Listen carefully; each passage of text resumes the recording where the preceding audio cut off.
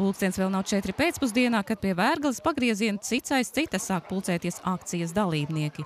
Uz automašīnām izvietoti plakāti ar dažādiem saukļiem. Galvenais vajag parādīt tomēr, ka tas ceļš joprojām ir aktuāls, un ja tā jau otrdienā notiek tā sēde, kad lemj par naudiņas dalīšanu, lai zinu, ka tomēr ir šis ceļš ir tas viens no sāpīgākajiem, jo kad es lasu, kad izrādās, ka ceļš uz Ventspili no Rīgas ir tas trakākais, nav jau runa, droši vien, ka viņš ir noslogotāks un vēl viss kaut kāds, bet tad vēl skatāmies, kad no Ventspils uz Kolpu taisam ceļu, tad visi ceļi, kas ved uz Ventspili, laikam ir tie trakākie. Mūsējs arī var jau būt, ka tomēr Aivars padomā un ir arī jēga šito taisīt. Ļoti sāpīgi redzēt, it sevišķi rudeņos un ziemā un pavasarī bija, ka praktiski tas ceļš, var teikt, gan īsti nebija ceļu.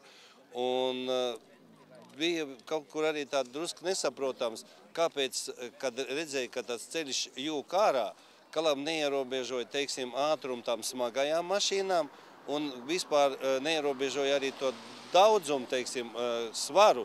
Pavasarī biežāk brauc uz Liepāju bērnus pieskatīt, mazbērnus, kā ar šausmām brauc, jo nevarēja saprast, vai es tikšu līdz galam vai nē, 2 reizes riepas pārsitu.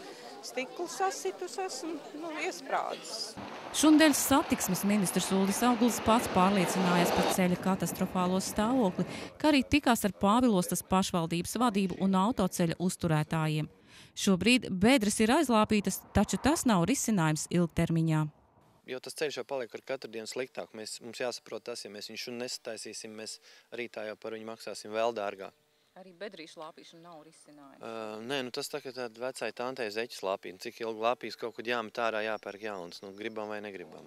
Plānots, ka otrdien valdības sēdē tiks izskatīts Latvijas valsts autoceļu ziņojums par kopējo ceļu stāvokli valstī un nepieciešamo finansējumu to remontam. Šī ziņojuma ietvaros mēs valdībai skaidrosim, cik mums nepieciešams finansējums. Šogad, lai mēs tos kritiskākos posmus varētu nosekt, mums kā minimums ir vajadzīgi 9 miljoni lati. Papildus tam finansējumu, kas šobrīd pieejams. Ja nepieciešamie līdzekļi tiks atrasti, tad jau šī gada rudenī varēs sākties arī Grobiņas Pāvilostas ceļa posma rekonstrukcija. Sāk Drēmna, Edvins Svēls, Aizputs televīzija.